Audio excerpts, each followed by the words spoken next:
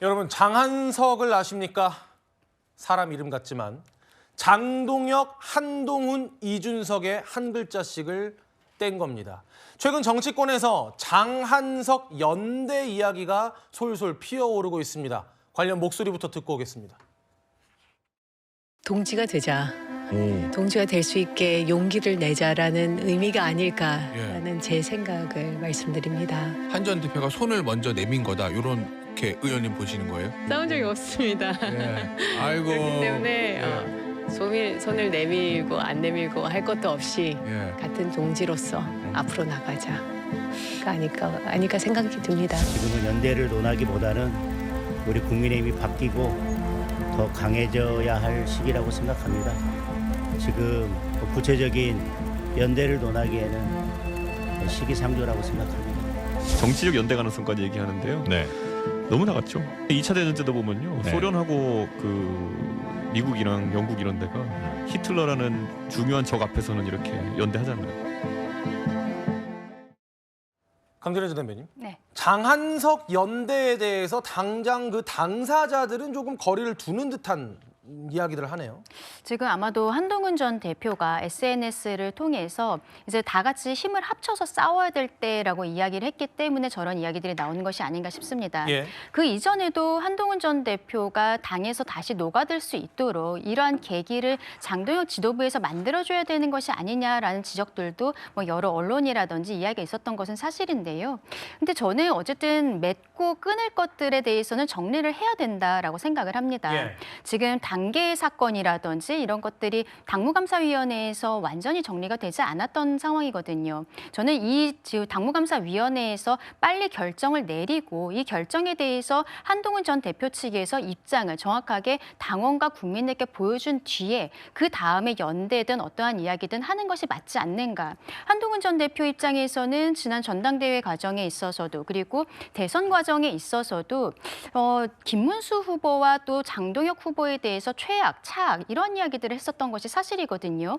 그런데 최근에 어떠한 사정 변경도 없는데 갑작스럽게 러브샷을 하고 갑작스럽게 함께하자라고 이야기를 한 것에 대해서 이게 어쨌든 정치라는 것은 명분이 필요한 것인데 어떠한 명분으로 태도가 변화한 것인지에 대해서 스스로 좀 설명도 필요하지 않을까 생각합니다. 명분은 모르겠지만 시점으로 본다면 장동혁 대표가 24시간 필리버스터를 한 그 시점이 아닐까 싶은데 윤 부위원장님. 한동훈 전 대표가 장동혁 대표에게 노고가 많았다라고 어떻게 보면 화해의 손짓을 한 걸 수도 있고요. 칭찬을 했는데 거기에 대해서 장동혁 대표는 확답을 하지 않고 그러니까 화답을 하지 않고 원론적인 답변으로 좀 애둘러간 느낌이 있었거든요. 장동혁 대표가 이 연대가 만약에 이루어진다면 장동혁 대표가 키를 쥐고 있다 이렇게 볼 수 있을까요? 그렇죠. 당내에 사실 연대란 단어는 저는 적당한 단어는 아니라고 봐요. 당대표 중심의 뭉치자 이런 거는 그럴 수 있습니다. 한동훈 전 대표가 얘기했듯이 뭉쳐서 잘 싸우자 이런 취지는 저는 적극한 단어 표현이라고 생각하지만 연대란 단어는 당내에서 또 하나 대항 세력이 있을 때 하는 얘기죠. 예. 장과 한이 연대해서 당내의 어떤 세력에 대해서 대항하자. 이럴 때는 당내 연대를 저희가 쓰지만 또는 당의 연대는 가능합니다. 개혁신당의 이준석 대표와 장동혁 대표의 국민의힘이 연대하자. 이런 건 가능해도 당내 연대라는 단어는 맞지 않는 거예요. 그래서 당내 무슨 연방제도 국가도 아니고 해서 저는 개인적으로 한동훈 대표 측이 장동혁 대표 측의 이런 리더십에 협조하는 듯한 당내 통합, 당내 뭉친다 이런 개념으로 봐야지 연대 개념으로 보게 되면 또 다른 분란의 소지가 있다 이렇게 생각을 합니다. 예, 성부대 의원님. 그렇다면 당 외 연대 가능성은 어떻게 보는지 궁금한데 이준석 대표는 장동혁 대표와 공동전선을 펼칠 걸로 채널A 취재 결과 확인이 된 것 같습니다. 개혁신당과 국민의힘은 그 통일교 특검법을 고리로 해서 연대 가능성이 높아 보이죠? 그거에 대해서만 일회용 연대를 할 거라고 봅니다. 선거에서는 못할 겁니다. 개혁신당은 일단 윤어게인 세력과는 절대 함께할 수 없다라고 얘기를 하고 있기 때문에 윤석열 전 대통령과 단절하지 못하고 있는 장동혁 지도부와 선거까지 연대한다? 본인들이 내로남불이 될 거라서 못할 거라고 봅니다. 아하. 그렇기 때문에 저는 지금 장동혁, 한동훈, 이준석 이 장동석 연대라고 했나요? 장한석이었나요? 예. 장한석 연대는 제가 느끼기에는 그냥 따뜻한 아이스 핫초코 같은 사실상 이루어질 수 없는 음료 같은 느낌이 듭니다. 왜냐하면 일단 한동훈 치단계는 장동혁 대표 입장 그쪽에서는 당원 게시판 인정하고 사과 안 하면 절대 악수 못 한다거든요. 근데 안 할 겁니다. 그리고 한동훈 전 대표 입장에서는 이쪽 장동혁 대표를 향해서 윤석열 윤어게인 세력과 단절하라 이거 못할 겁니다. 그리고 아까 이준석 대표가 딱 히틀러 얘기를 하셨는데요. 장동혁 대표가 사실 지금 징계받은 게 장동혁 대표 히틀러 같다고 했다가 지금 징계받은 거잖아요. 본인 말대로 히틀러가 있으면 미국과 소련도 연대를 했다고 했는데 지금 장동혁 대표 윤어게인 세력과 싸우기 위해서 한동훈 대표와 지금 손 잡을 생각 지금 없잖아요. 전혀 없거든요. 그렇기 때문에 지금 장, 한, 이 세 세력은 사실상 아까 말씀하신 것처럼 뭐 특검법을 위해서 잠시 일부 연대를 할 수는 있어도 선거나 전체적인 연대를 하기에는 너무 갈등이 심해져 있다고 저는 보고 있습니다. 이 말씀에 대한 강 전 대변인의 말씀 들어보죠. 저도 뭐 비슷한 생각을 가지고는 있습니다만 그 앞으로의 방향성에 대해서는 장동혁 대표가 이번에 24시간 필리버스터를 넘어서서 어떠한 변화의 모습을 보여주느냐 그 부분이 분명히 있을 것이라고 생각합니다. 개혁신당 입장에서는 장동혁 대표가 과거에 이야기했었던 윤어게인 세력과 연대하는 듯한 발언들 이런 것들이 아직 남아있기 때문에 함께하겠다라고 이야기를 했을 때는 본인들을 지지해주는 사람들과 다른 결이 될 수밖에 없는 것이거든요. 명분을 줘야 되는 것이죠. 그런데 장동혁 대표가 최근에 충청도에서 있었던 연설에서 14차례 변화를 이야기한 부분들이 있습니다.